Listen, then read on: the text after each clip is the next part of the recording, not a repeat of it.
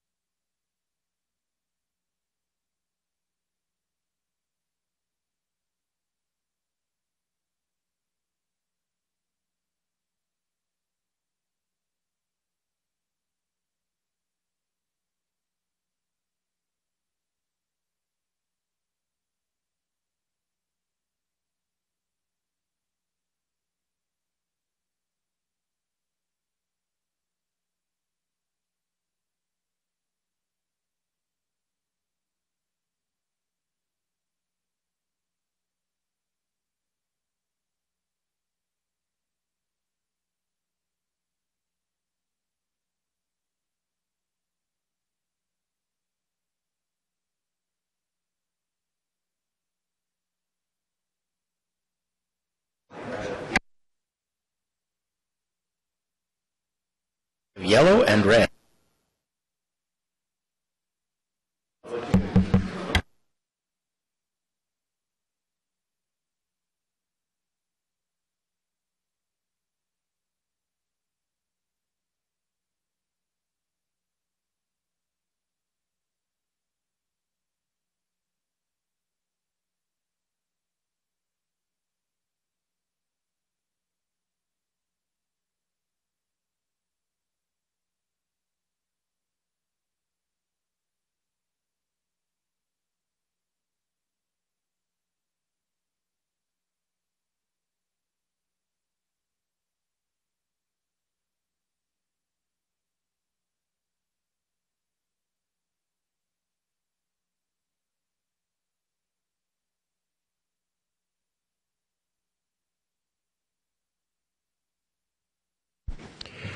Good morning, everyone. Bonjour à tous. I'm so very pleased to start each Transit Commission meeting by recognizing OC Transpo employees who are deeply committed to the safety and security of transit customers and our city as a whole. C'est toujours un plaisir de débuter chaque réunion de la Commission de transport en commun en rendant hommage aux employés d'OC Transpo qui sont profondément engagés envers la sécurité et la sûreté des usagers de transport en commun de notre ville dans son ensemble. Their quick thinking and selfless actions often save lives, prevent serious incidents from occurring. Their inspiring stories remind us that it truly means to go above and beyond the call of duty to help others in need. This acknowledgement is part of the TransSecure program, which is a well-established community watch program on wheels. Cette reconnaissance s'inscrit dans le cadre du programme TransSecure, un service mobile de surveillance communautaire bien implémenté. Today, we will recognize both November and December recipients.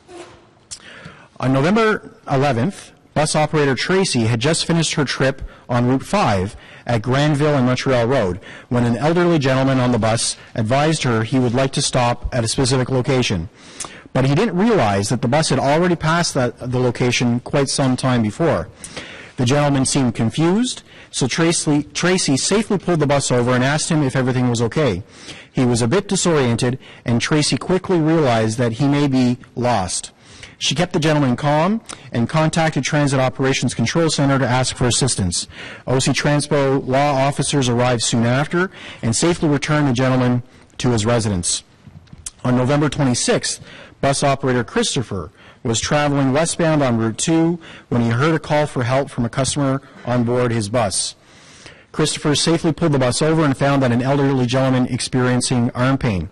The gentleman was conscious but clearly in pain. Recognizing that he may be having a heart attack, Christopher called the Transit Operations Control Center and emergency medical services was dispatched to his location. Christopher kept the gentleman calm and provided medical assistance by massaging his arm until help arrived. The gentleman was then safely transported to the Civic Hospital by ambulance. On December 5, paratranspo operator David witnessed a woman who appeared to have been robbed by two people in the east end of the city. Recognizing the dangerous situation, David immediately called the Transit Operations Control Center to describe the situation and request assistance. The woman was not harmed, but certainly unsettled. David provided her with shelter on his bus until Ottawa Police Services arrived. He was able to provide police with a description of the individuals who allegedly robbed the woman, which eventually helped lead to their arrest. I'm so very grateful that Christopher and David are here with us today. Unfortunately, Tracy couldn't be here, but we'll ensure that she receives her certificate. And I'd like to invite Christopher and David to join me here up at the podium.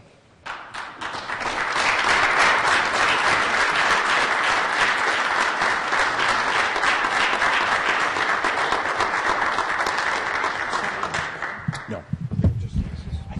Roger wants to do a photo here.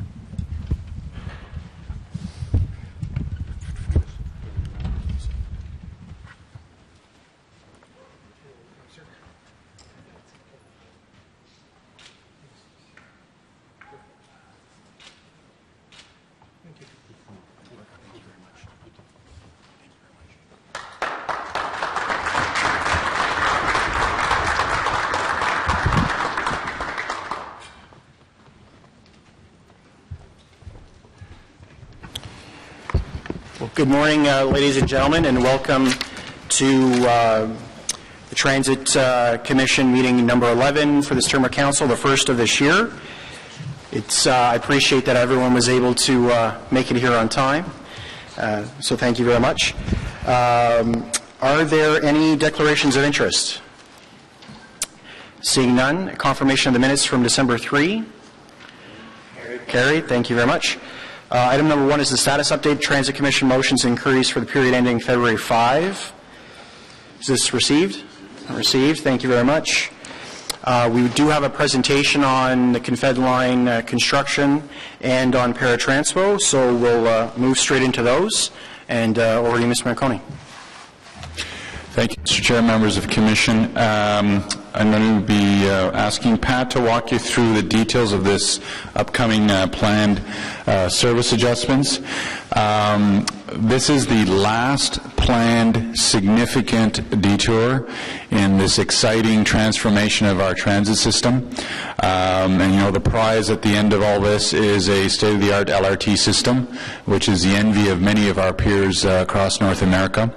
I do want to remind everyone that this is the most complex detour of all of the phases. We've worked with our partners in the rail office and with the consortium to save this one for the end, which minimize the window of the complexity risk, but there is risk in that, and I just want to also enforce that we've done a lot of deep thinking with all our transportation partners, the rail office, the consortium, our corporate emergency planning folks and so forth, that we have to keep our eye on this one here. It's here for a while till the LRT is operational, and we just need to have that in the back of our minds in terms of the operational complexity and risk associated with it. So with that, I'll turn over to Pat. Thanks, John. As John says, this is the last set of closures in the to make way for Confederation Line construction. We've been gradually closing the transitway now for coming up on 3 years, with the Laurier-Nicholas realignment in the middle of 2013, the closure of Booth Street at Le Breton Station at the end of 2014, the major closure of the transitway between Herdman and Blair last summer. In the last couple of months, the closure of the transitway between Lees and Herdman on the east side, and then between Merton and Empress on the west side. Coming up in March, we'll have a small closure with the ramp connecting the transitway to the street level at Tunney's Pasture Station. At the end of April, the major closure between Laurier Avenue and Lees Avenue, and then at the end of June, the section of the transitway between Tunney's Pasture and Merton Street at the west end of the project. So first of all, coming up in March, the ramp that connects the transitway at the lower level to the streets at the upper level of Tunney's Pasture Station will be closed between March and June to facilitate construction of the in-state bus facilities and the ramp that we will be using for buses during the service adjustments of the next closure. Tunney's Pasture Station remains open through this period, and what this means for customers is that routes 86 and 176, which come from Holland, will run along Scott Street rather than along the transitway to rejoin the other buses at Merton Street. And with that change for those customers, no additional travel time is expected under normal traffic conditions. This drawing shows the ramp that is closing for that 4-month period. Then at the end of April, the busiest section of the transitway closes between Laurier and Lees. This map shows in dashed red the section that's closing, in dashed orange towards the bottom the section that closed in December. And with this closure, Campus Station closes for 2 years. So the transitway closes, Campus Station is closed. Most of the bus service will run between Laurier and Lees along Nicholas Street and rejoin the highway near Lees. But in order to maintain good transit service and good connections for people in Sandy Hill and the southern part of the university, routes 85, 95, and 98 will use King Edward Avenue and Laurier. With this change and the closure of Campus Station, all of the West End Express trips, which now start at campus, will start at Mackenzie King Bridge instead. And we want to remind customers that the Trillium line is a very good way to travel from the south part of the city towards downtown, and in particular for people traveling to points west of Bank Street, the Trillium line will normally be faster. So this drawing shows the path that the buses will follow via Nicholas Street. The green shows where there are bus lanes in place, and the black shows where the buses will be running mixed along with regular traffic. As southbound buses continue along Nicholas, there will be a point where the westbound auto traffic turns off to the right, and from that point on, the right lane of the ramp around the loop becomes a bus-only lane, and this is what motorists and transit operators will see, with buses going in the left lane to go to the east, and the bus lane beginning on the right lane around the ramp. So while there will only be one lane for cars, there is currently only one lane for cars where it joins, where that ramp joins onto the highway. So the reduction from 2 car lanes to 1 happens a little earlier. The buses will get the inside lane around the loop, and they move directly on to the bus lanes on the highway that are already there and that we've been using since June. For buses that are going north, they will leave the highway using the ramp towards Nicholas, which is 1 lane, and they'll be mixed with auto traffic. When they get up onto Nicholas Street, after the traffic from the west and traffic from the east have merged, the right lane becomes a bus-only lane, and the left lane will be for cars. This will allow the buses to get right up to Laurier and make the right-hand turn just exactly as they do today to get to Laurier Station. To reduce auto traffic congestion, the left turn lanes at the intersection of Nicholas and Laurier for northbound traffic turning left, those left turn lanes will be made about twice as long, and they'll have about 3 times as much storage capacity, and that will reduce the auto traffic going north, which could otherwise delay the bus operation. Along with Route 85, which is already running on Laurier and King Edward and has been since December, we'll be changing routes 95 and 98 to run along King Edward and Laurier, serving stops at the university and serving customers both from the university and Sandy Hill. These 2 routes will allow for good connections from the south and from the east parts of the city, and continue to provide good connections from the west, as they do now, to all destinations in the university and in Sandy Hill. These 2 maps show how the addition of those routes on Laurier and Nicholas reduces walking distance. The map on the left shows in that yellowish goldish color the areas that are within a 5-minute walk of Laurier Station, and in purple the areas that are in a 10-minute walk from Laurier Station.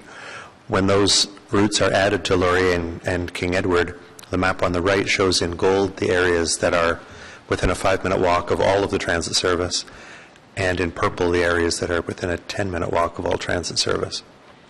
We do expect that Laurier Station will be where most customers traveling to and from the university will use the service, and it will be busier than it's been in the past.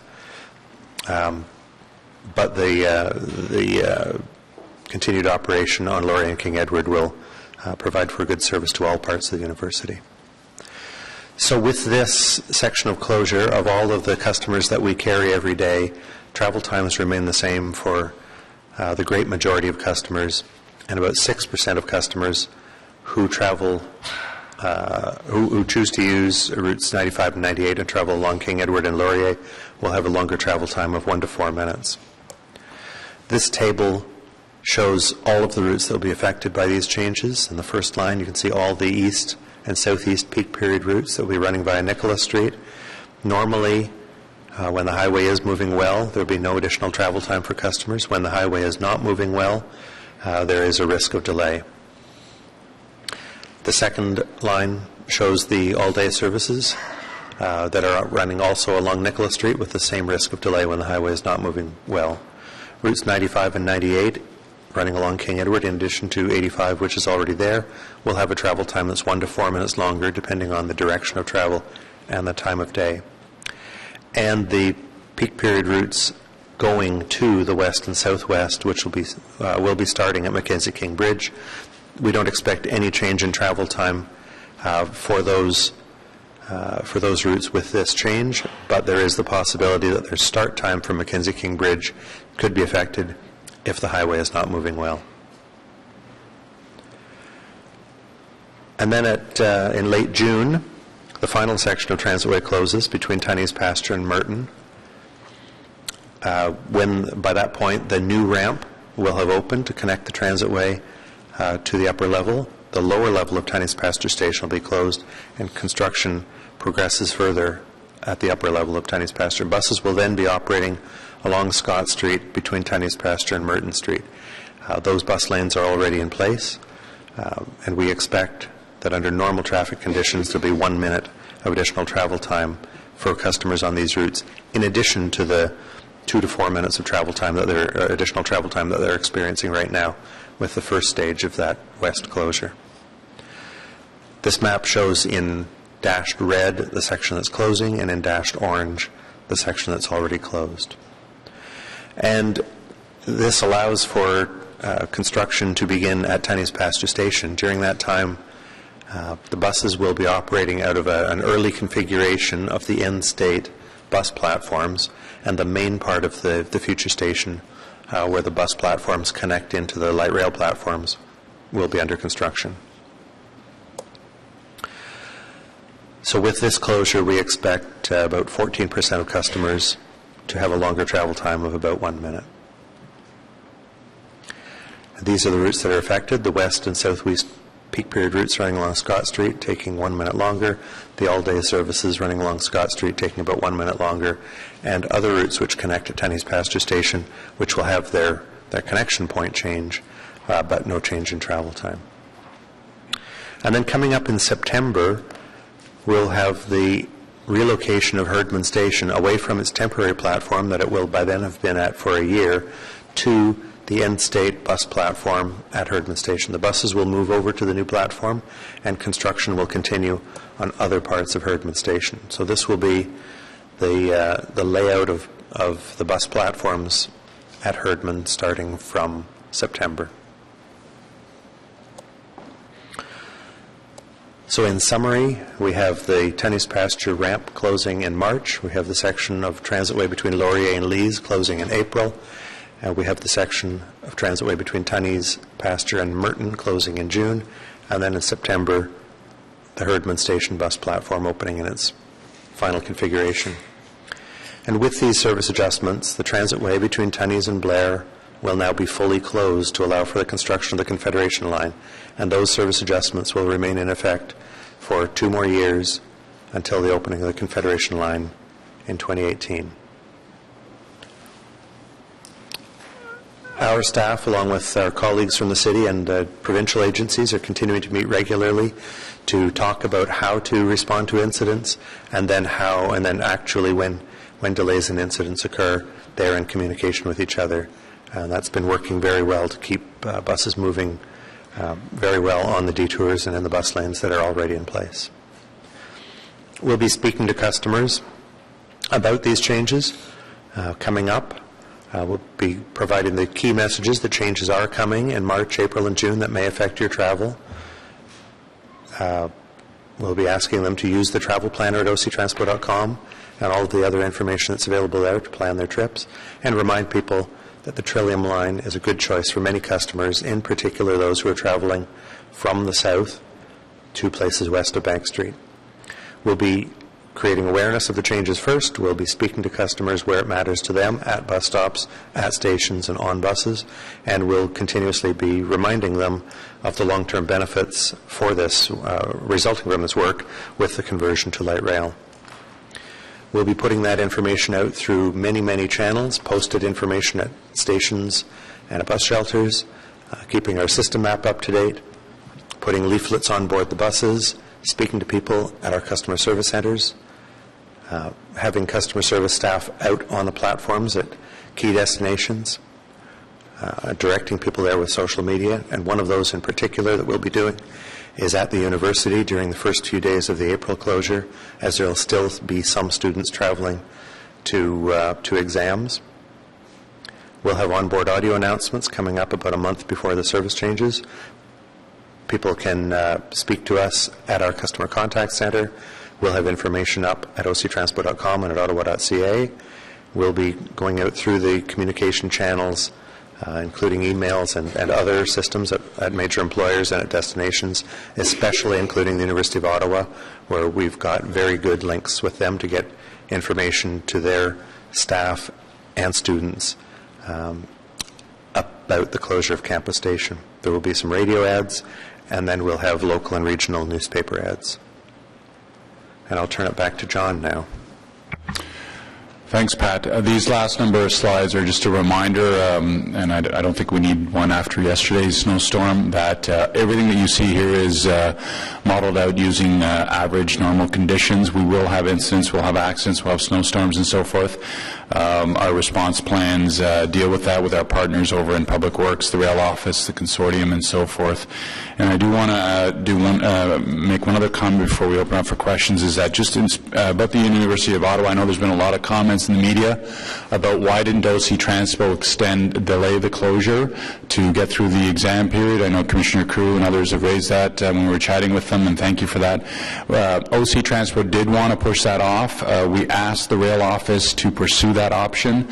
They did, and we're here, by the way, if you need to ask them the questions. They did move that forward to the consortium, RTG, and there would be cost delays, and also it's associated with the critical path in terms of some infrastructure that they have to access there. So I'm just commenting very openly that, you know, I've seen the comments. Surely you could have delayed this for a week, and we tried very, very hard. Unfortunately, we could not get that. There would have been a cost, there would have been a penalty, and there would have been some impacts to the construction schedule that the Rail Office did try to work out. So I just wanted to message that, and we are meeting with the university later this week with their senior staff and our communication staff and our planning staff to message out that there is full service. It's just that stop is closed, and work in partnership with the university. Thank you, Mr. Chair.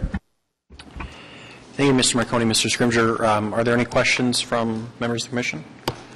Councillor Leeper. Thanks, Mr. Chair. Just three quick questions for you, but I'll preface those with a quick note. I've eaten some crow in the press with respect to the detour onto Scott Street. That has worked far better than many of us in the community had anticipated. I know that's the result of a lot of hard work on the part of OC Transpo and your partners. Thank you. It is working well, and that has calmed a number of concerns about the second phase of the detour. I thank you and your teams. A couple of quick questions for you. The Bayview-Scott bus stop, where the 95 is currently stopping, has proven to be really, really popular. The 95s that get there are often really full at peak. Is there the potential, since the detour is working so well, to add another route to the routes that stop? I think we could look at that. Happy to discuss that with you further, see what would be most useful to people, and then we can evaluate it and work that out. Great. The 105, I know that often picks up passengers on the upper part of the platform, or at least it did when I used to take it. How is it going to get into the trench when the station is, or the ramp is closed? What is the route that the 105 is going to take?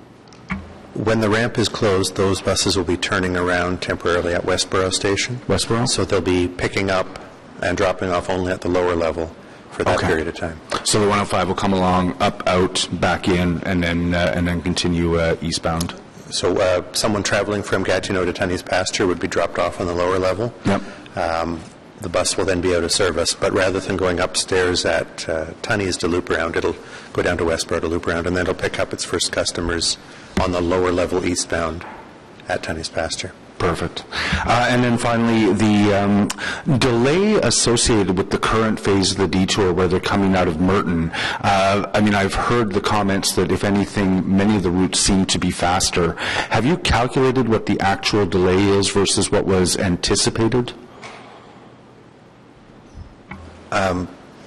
we don't have that with me here today, but we can find out what we know. Yeah, if I could get that figure from you, I think it would be useful with respect to some future communications.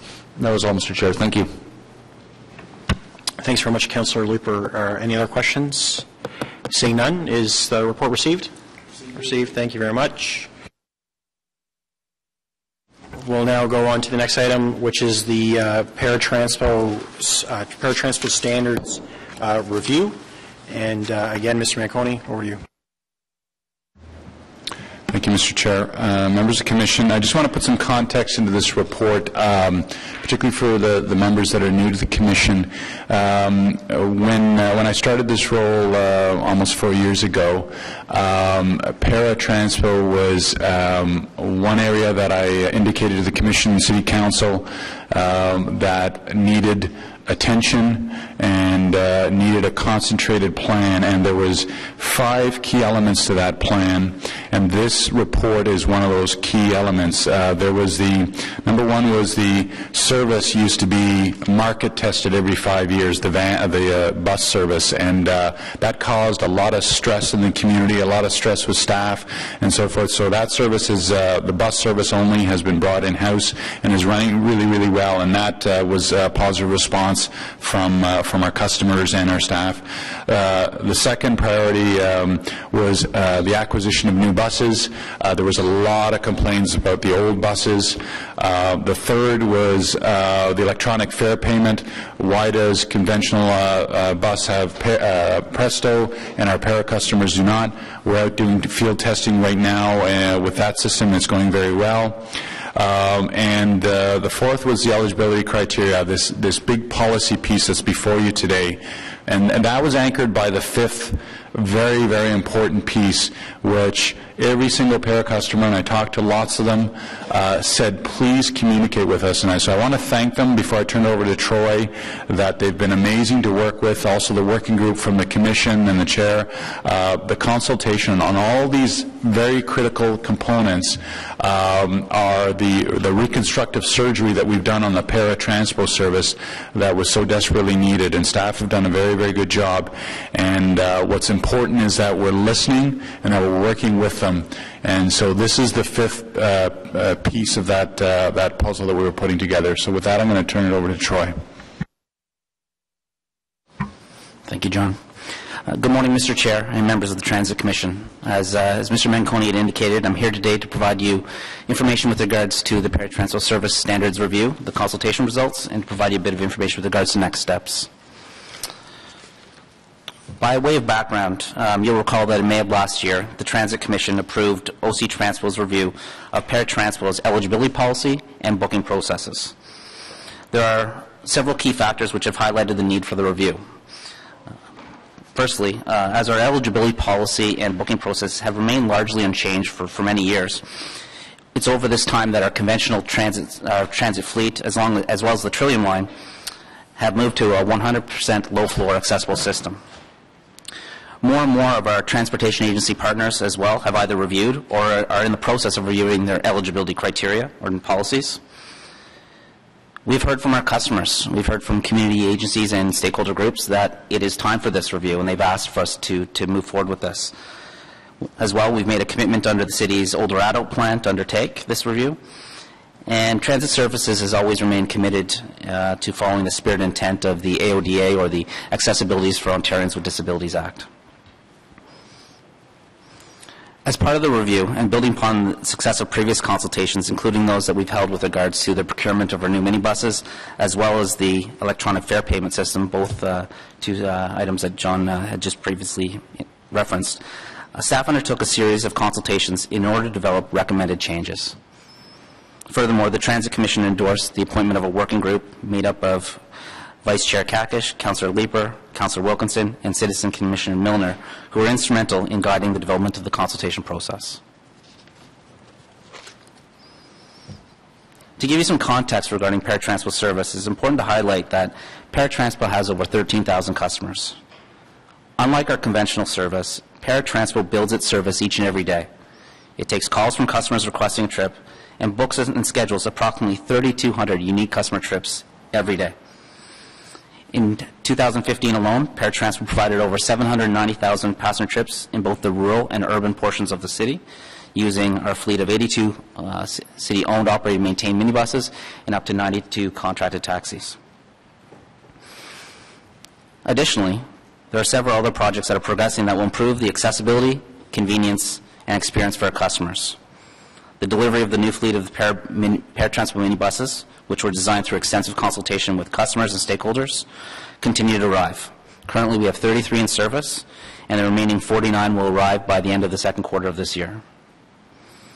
Late last month, we kicked off the pilot phase of the rollout of the paratransport's electronic fare payment system, and we're looking forward to a full project rollout later this year. With the rollout of a new technology on our fleet of contracted taxi vehicles this year, we will soon be able to provide customers with real-time trip arrival information will help improve the customer experience. And lastly, OC Transport has renewed its contract with its contracted taxi partner through negotiations. We were able to reduce costs to the city, which will result in an addition of approximately 12,000 more trips for our customers each year.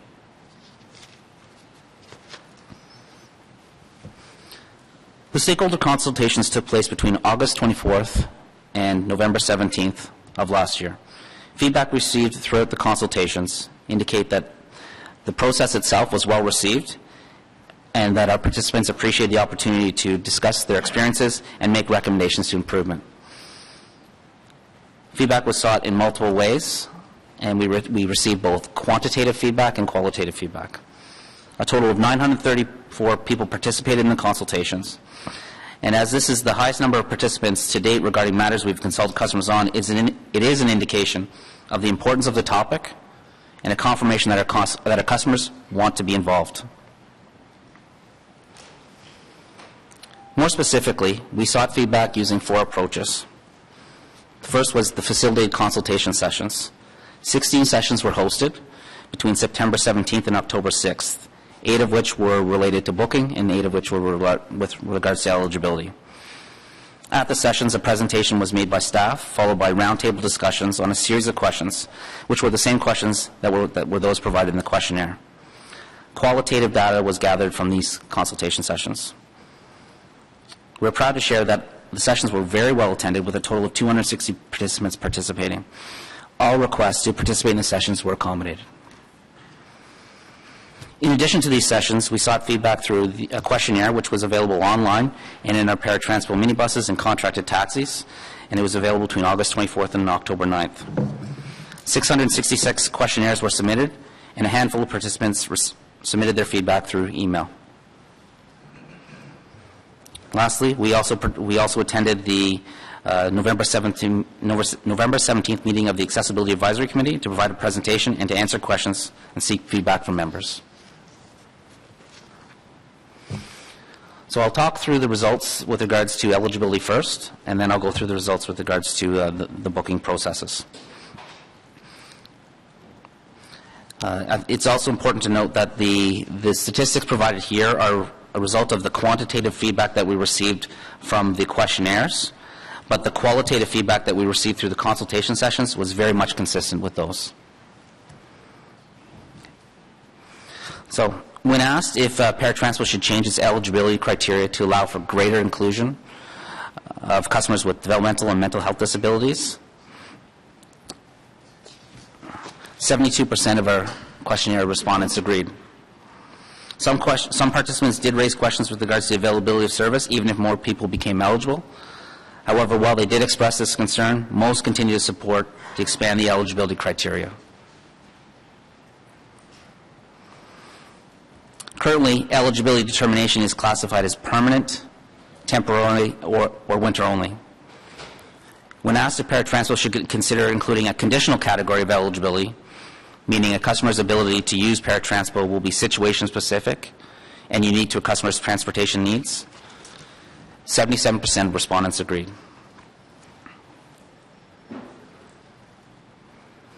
Determining if an applicant meets eligibility requirements is currently completed using a paper-based application form. The application is completed by the candidate and is supported by a medical professional. When asked if paratransport should introduce an in-person functional ability assessment to assess whether a customer is unable to use conventional transit, 41% of the respondents agreed. While this one is not a high degree of consensus, those who were initially opposed to the concept raised two main concerns at the consultation sessions. Firstly, an in-person functional abilities assessment should only be done by a qualified medical practitioner, and certain medical conditions do not require an in-person assessment.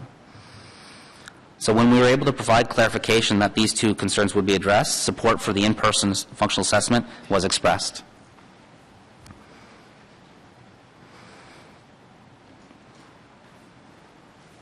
In today's circumstances, once eligibility is identified as permanent, the classification is indefinite. We never revisit someone's eligibility for paratransport in any way. When asked if paratransport should introduce an eligibility reassessment after a period of time, and if so, after how long, 53% of the respondents agreed, with the most common time period for renewal or reassessment being 3 years. Again, while not a high degree of consensus, those that were initially opposed raised those two primary issues, which is, once again, should be done by a qualified medical practitioner, and the need for the reassessment should be case-specific. And once again, when we provided clarification on those 2 points, support was expressed. So moving on to the booking processes.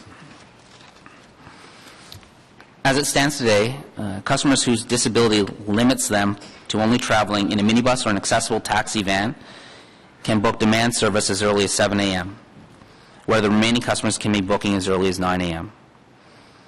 When asked if paratransport should continue its current practice in this regard, 68% of customers or respondents agreed. Currently, trips are provided on a first-come, first-served basis and are not prioritized based on trip purpose. For example, medical appointments are not given priority over social obligations or vice versa. When asked if paratransport should prioritize trips based on reason for travel, 57% of the respondents agreed. Of the persons who did not support trip prioritization, the biggest concern raised related to the view that leisure activities should not be considered less of a priority than other essential categories, as they are important in establishing a balanced lifestyle and encouraging participation in the community. Registered customers currently can reserve paratransport service in 2 ways: by making a demand booking, which is booking a trip the day before as required, or by registering for what we call a subscription booking, making the same trip between the same locations at the same time each day or each week. For example, traveling to and from work or school every day. Paratransport currently has a cancellation policy which deals with subscription bookings only and not on demand bookings. The policy ensures that the travel capacity that is being reserved is in fact being used by customers. When asked if paratransport should change its practice and introduce a cancellation policy for both demand and subscription bookings, 78% of respondents agreed. Currently, paratransport does not consider a customer's unique circumstance or reason for canceling a trip, and trips canceled after 5 p.m. the day before the scheduled trip is considered a late cancellation. So when asked if paratransport should take into consideration the reason for canceling a trip as part of its cancellation policy and how much notice should a customer give before canceling a trip without penalty, 88% of respondents agreed and believe that we should have a cancellation policy that applies to both demand bookings and subscription bookings. And the most common answer was customers should be allowed to cancel up to 3 hours before without any sort of penalty.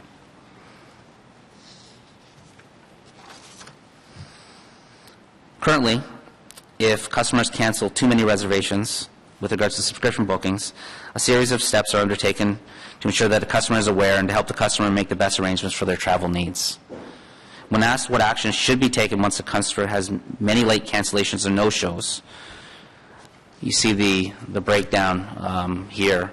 87% of respondents believe that a call should be made to the customer to discuss their travel needs or to see if their travel requirements have changed. 79% of respondents believe that a cancellation policy reminder letter should be sent. And as the action taken becomes more progressive, you see there's less and less of a consensus amongst the respondents. Generally, respondents were supportive of a series of progressive steps that should be taken once a customer has many late cancellations or no-shows. But generally, participants were not supportive of limiting a customer's ability to access paratranspo as a repercussion for having too many late cancellations or no-shows. So with respect to next steps, we'll continue to engage the working group as we develop recommendations which will incorporate the feedback that we receive from our customers and our stakeholders.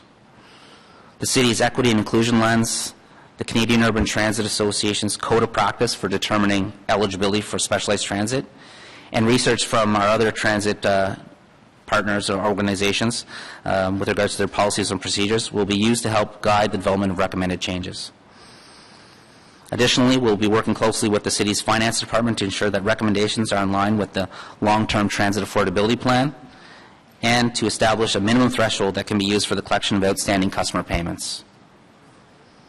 We'll be reporting back to the Transit Commission with the recommended changes to the paratransport's eligibility policy and booking processes by the end of the second quarter of this year.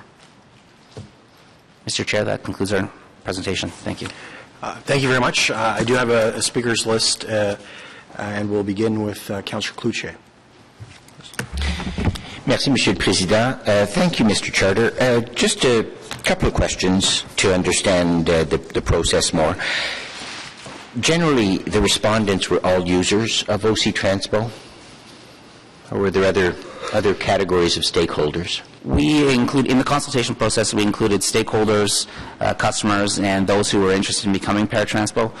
We did capture some statistics with regards to the breakdown of who participated, and it was approximately 89% of those that participated were paratranspo users. Okay.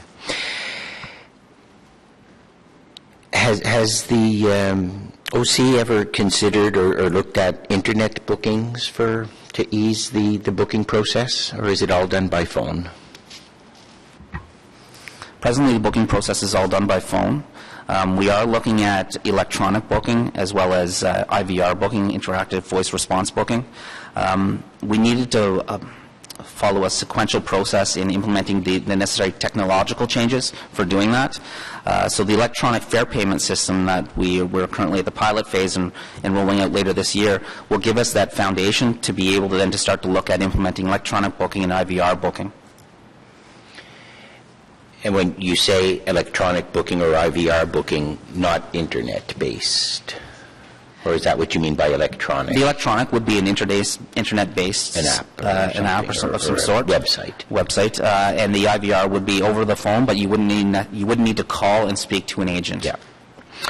How many trips does Para currently not able to fill?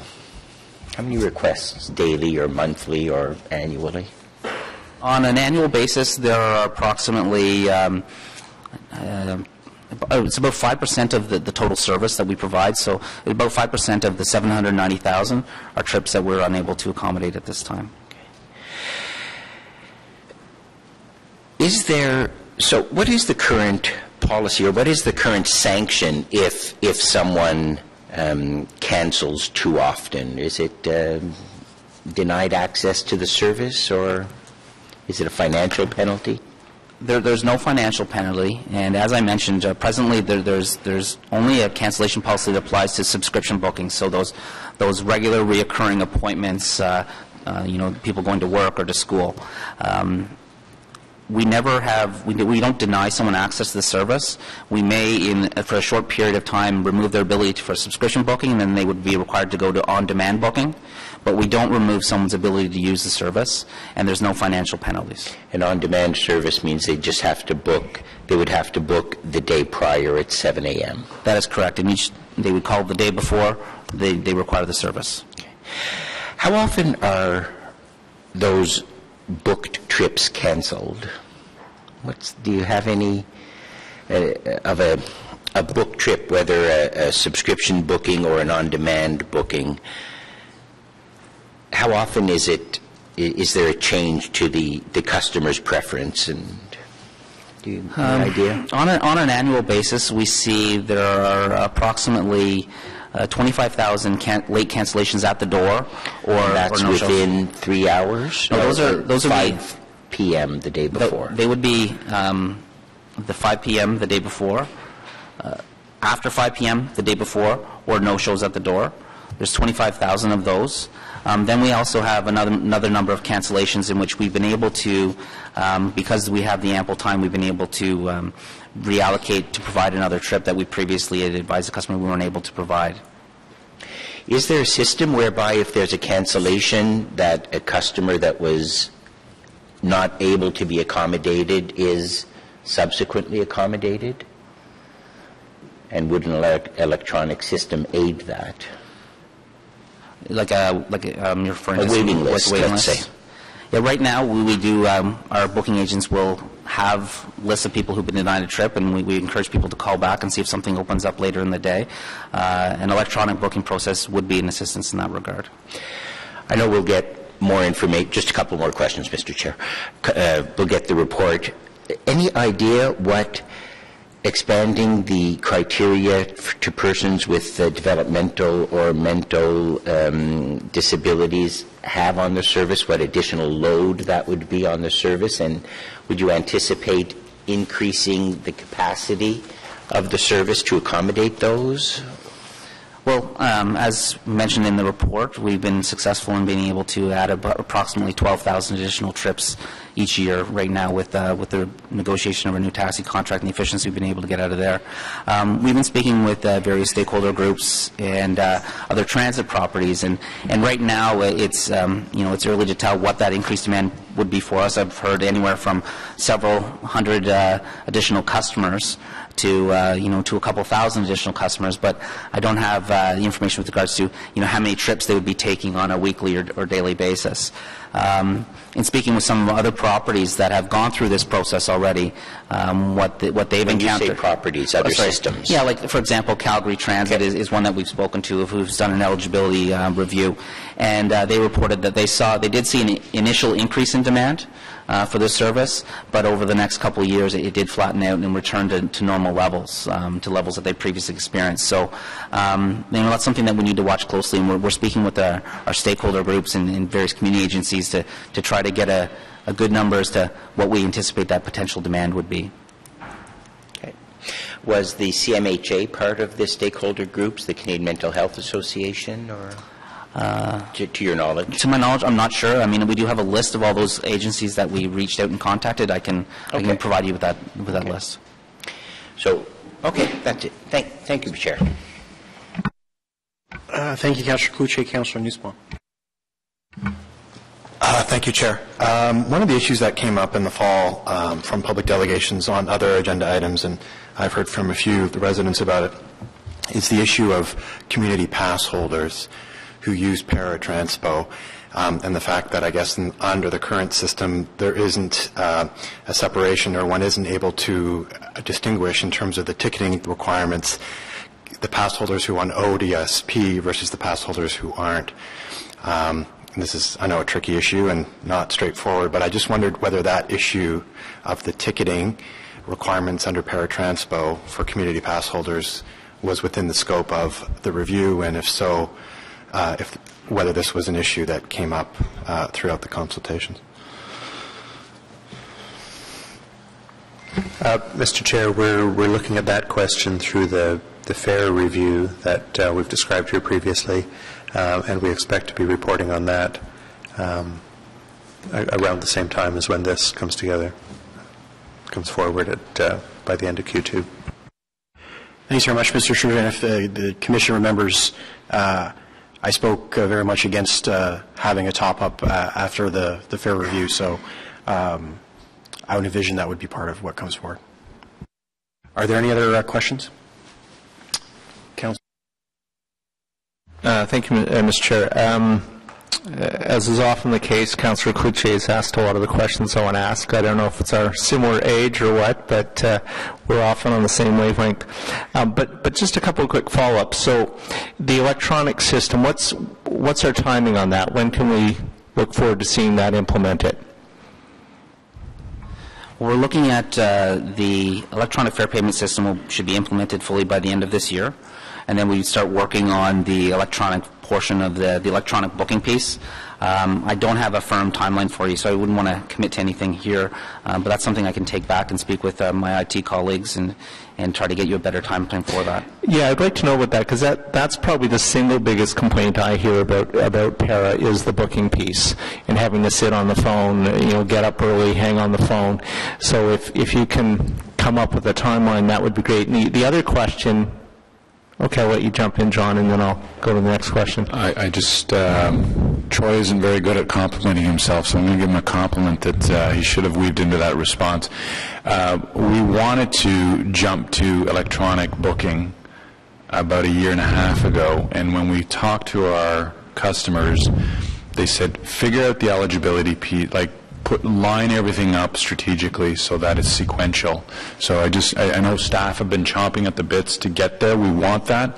We wanted to get all these foundational pieces along with the electronic payment system that was long overdue for them also. So it's not an excuse. It's a well thought out strategy that is endorsed by our customer group. Sure, no, I appreciate that. And I guess the other piece, if you're going to allow people to book online, I'm assuming the flip side is you allow them to cancel online as well, which I'm assuming will then make it easier for other people to access the rides, because as I understand it, now there's that gap, right? It gets canceled at the door a couple hours early, and then people don't know, so they can't.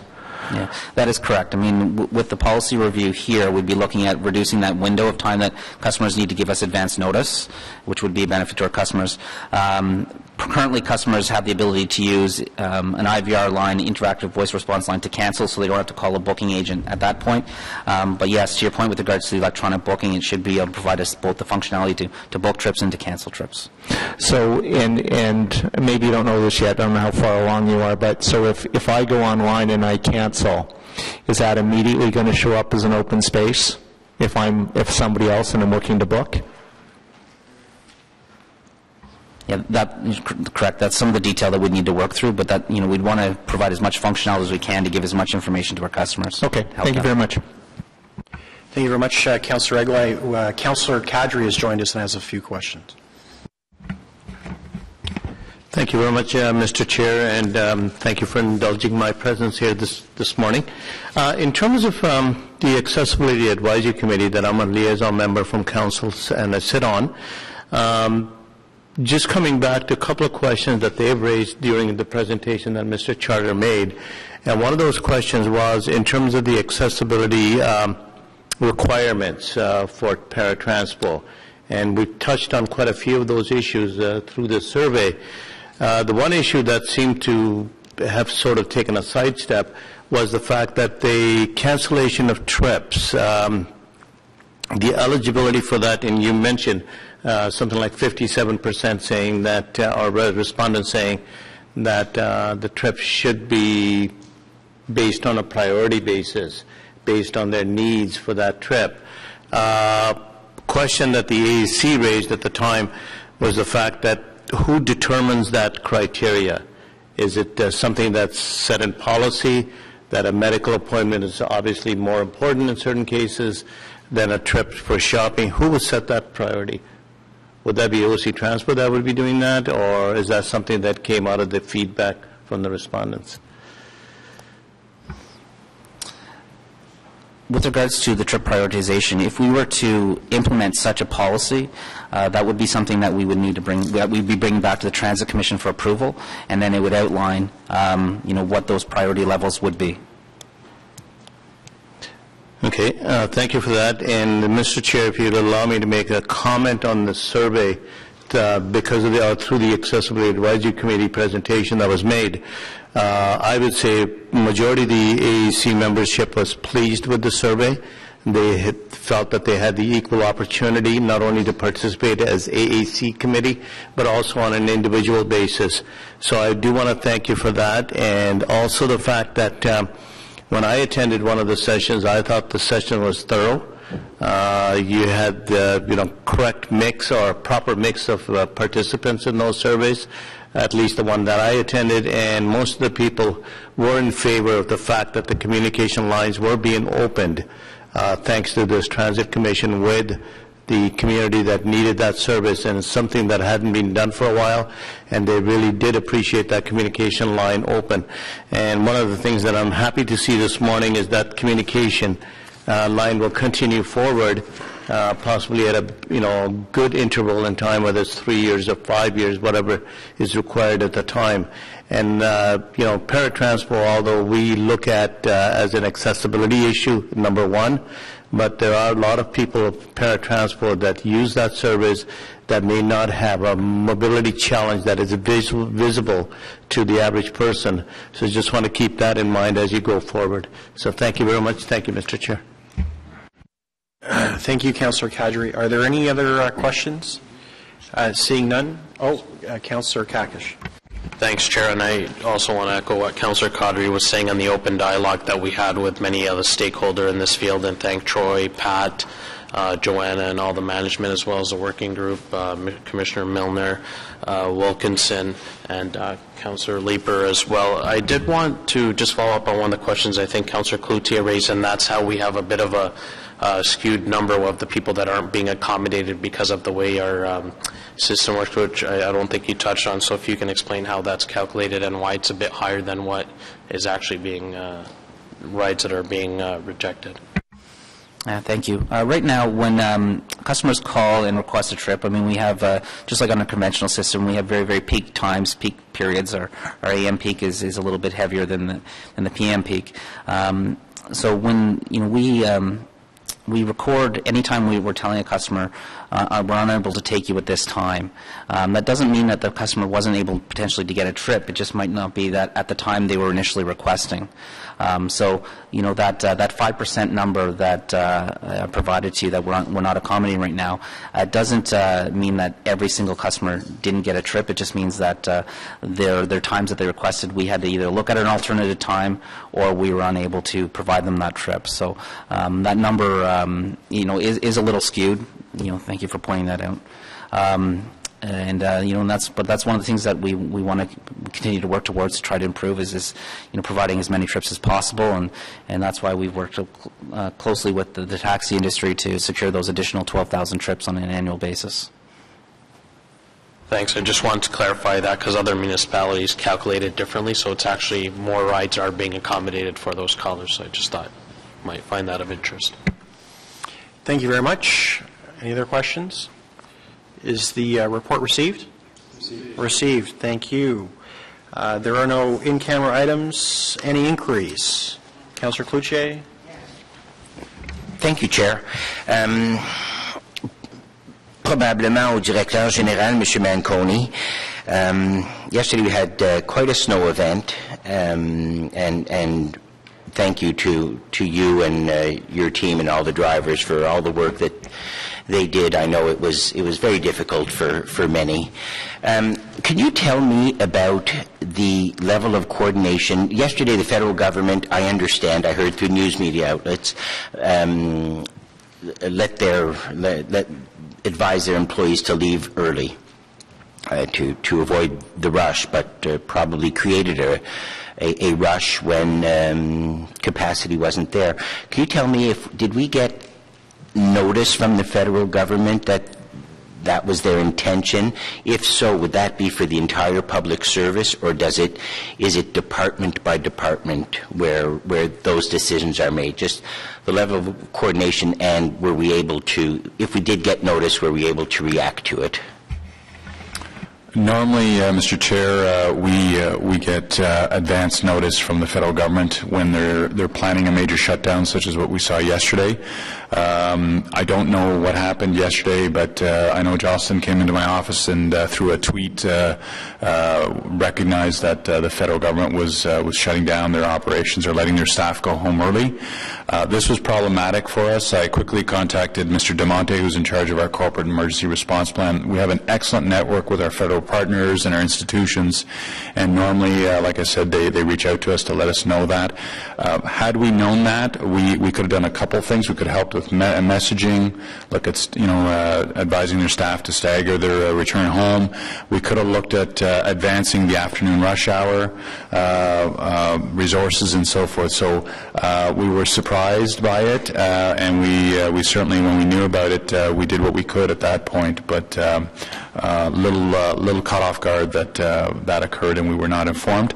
I've asked Mr. DeMonte to look into that, and I would encourage him to reach out to his great network that he has out there in future, that we be communicated on those things. It has a major impact for us.